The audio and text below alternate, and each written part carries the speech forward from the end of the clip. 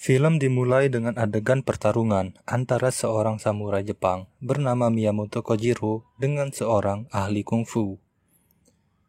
Setelah Kojiro menang tanpa melukai lawannya, dia kemudian mengeluarkan tantangan kepada semua ahli kungfu, di mana jika tidak ada yang menerima tantangannya dalam waktu 1 bulan, maka semua ahli kungfu di Cina harus tunduk kepada Jepang.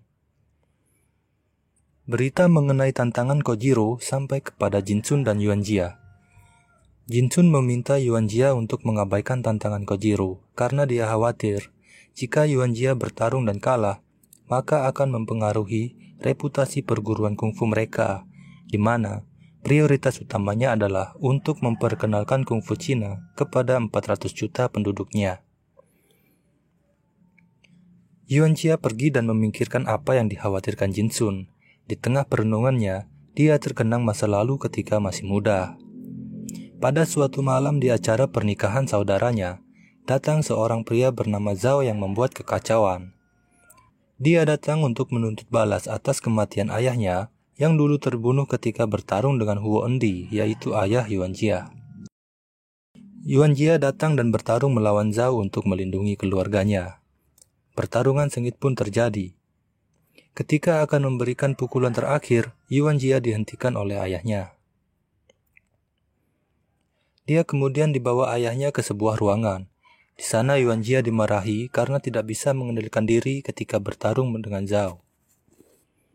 Ayahnya mengingatkan bahwa kesabaran adalah dasar dari kungfu dan mereka yang menguasainya membutuhkan kesabaran untuk memenangkannya. Yuanjia yang masih muda dan keras kepala membantah ayahnya. Dia mengatakan kalau memang kesabaran bisa membuatmu menang, maka hari ini tidak akan ada orang yang datang untuk menuntut balas dan mengacaukan acara pernikahan saudaranya. Mendengar itu, ayahnya langsung menampar Yuanjia yang dianggap tidak berbakti. Yuanjia yang kecewa kemudian pergi dan meninggalkan rumah. Yuanjia kemudian pergi ke Jinmen. Di sana dia bertemu dan berteman dengan Nong Jinsun. Jinsun adalah seorang pemuda yang menjalankan usaha dalam bidang obat-obatan. Suatu hari Jinsun mengajak Yuanjia pergi ke dermaga untuk menjemput seseorang. Saat orang itu tiba, mereka didatangi oleh sekelompok preman. Para preman ini penasaran dengan orang asing yang dijemput oleh Jinsun. Jinsun pun memperkenalkan orang itu sebagai tabib yang akan dipekerjakannya. Namun para preman yang curiga melihat ekspresi Jinsun yang cemas menjadi semakin ingin tahu. Sepupu Jinsun yang bernama Liu Sheng ingin menghentikan mereka, namun dia langsung dipukul. Yuanjia kemudian tiba dan menghajar para preman itu. Tanpa menghabiskan banyak waktu, Yuanjia membuat para preman babak belur dengan keahlian kungfu yang dimilikinya. Jinsun membawa tabib itu ke rumahnya. Ternyata orang itu bukanlah seorang tabib. Dia adalah seorang utusan yang dikirim oleh orang yang bernama Tuan Tan. Tuan Tan ini adalah seorang cendekiawan yang memimpin orang-orang untuk melakukan reformasi terhadap pemerintah yang korup dan zalim. Dan Jinsun merupakan salah satu pendukungnya. Utusan itu kemudian menyampaikan alasan kedatangannya. Karena Tuan Tan ingin segera melakukan reformasi, dia membutuhkan bantuan Jinsun untuk masuk ke ibu kota dengan aman. Tuan Tan juga meminta agar Jinsun bisa menyediakan obat-obatan untuk para reformis yang terluka. Jinsun pun berjanji bahwa dia akan membantu Tuan Tan sepenuhnya. Selanjutnya, dia mempersilahkan utusan itu untuk istirahat. Jinsun kemudian pergi menemui Yuanjia di sebuah restoran. Di sana dia menyampaikan kekagumannya akan kemampuan bela diri Yuanjia. Dia menyarankan kepada Yuanjia untuk membuka perguruan bela diri dan berharap agar kungfu bisa populer dan lebih dikenal oleh penduduk Cina. Yuanjia dengan semangat menerima saran Jinsun. Dia juga ingin perguruan bela dirinya akan menjadi perguruan paling terkenal di Jinmen. Liu Sheng kemudian mengajukan diri menjadi murid pertamanya. Selanjutnya Jinsun memberitahu Yuanjia tentang aturan dalam membuka perguruan bela diri baru. Yuanjia harus menantang dan bertarung dengan 7 perguruan bela diri yang ada di Jinmen untuk mendapat pengakuan. Sementara mereka berbicara tentang membuka perguruan bela diri, rumah Jinsun didatangi sekelompok orang berpakaian hitam. Mereka mencari utusan yang dibawa oleh Jinsun. Sekelompok orang ini dikirim oleh Jenderal Yuan. Dia adalah pejabat yang mendapat perintah dari Kaisar untuk mengawasi gerakan para reformis. Dan ternyata para preman yang ada di dermaga adalah mata-mata yang telah disiapkannya. Ketika utusan itu akan dibawa pergi, dia memilih untuk bunuh diri. Setibanya di rumah, Jinsun sangat terkejut melihat kematian utusan itu. Keesokan harinya, Yuan Jia bersama Liu Sheng pergi menantang perguruan Seng Wu. Karena Yuan Jia datang tanpa membawa surat pemberitahuan, Master Seng Wu hanya menyuruh salah satu muridnya untuk meladeni Yuan Jia. Tapi sialnya, si murid dibuat pingsan hanya dengan satu tendangan. Master Seng Wu kemudian turun tangan dan bertarung dengan Yuan Jia. Pada akhirnya, Master Seng Wu tidak bisa bertahan dan dikalahkan di depan murid-muridnya. Yuan Jia dan Liu Sheng kemudian pergi menemui Jinsun untuk memberitahu tentang kemenangan pertamanya.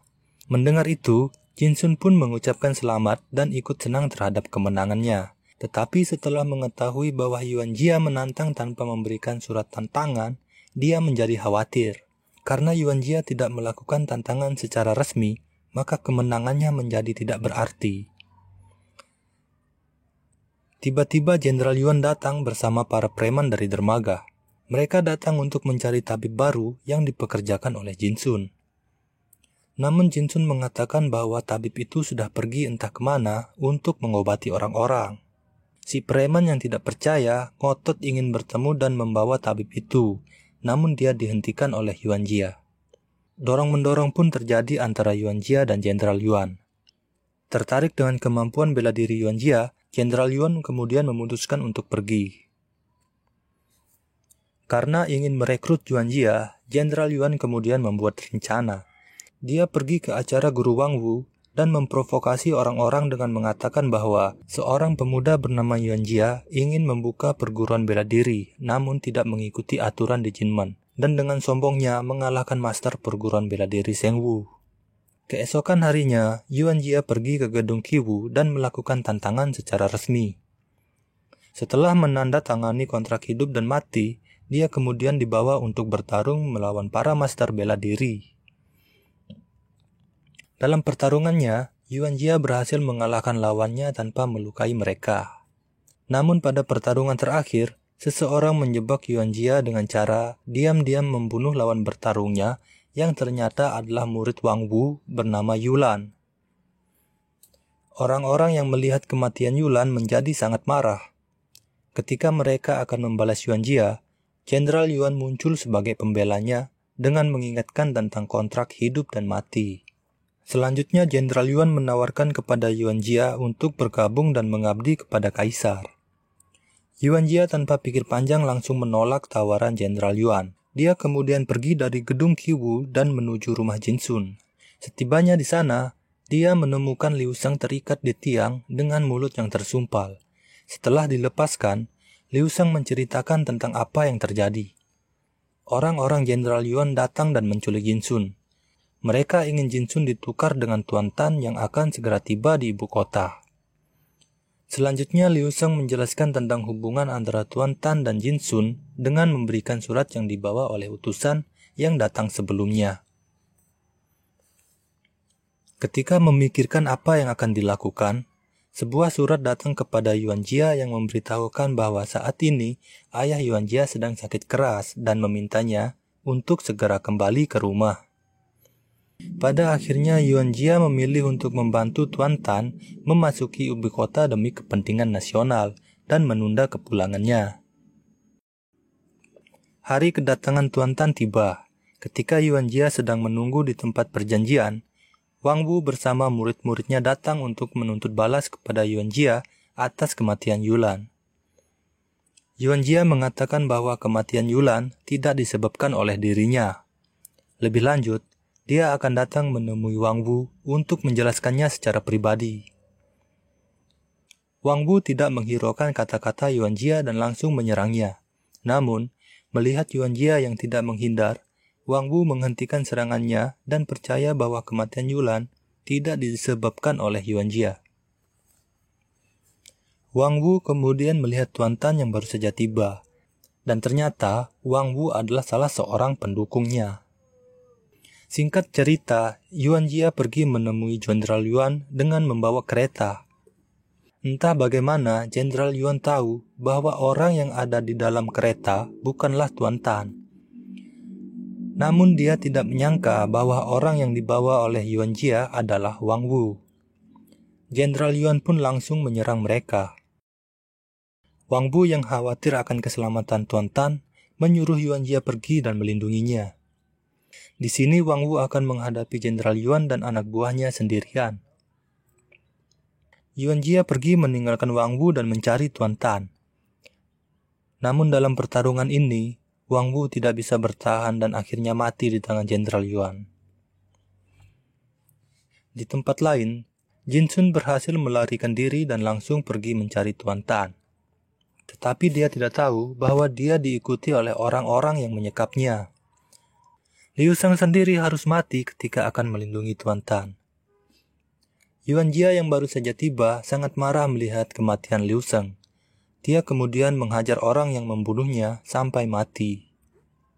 Singkat cerita, Tuan Tan akhirnya bisa memasuki ibu kota dengan aman. Yuan Jia yang mengetahui tentang kematian Wang Wu pergi mencari Jenderal Yuan untuk menuntut balas.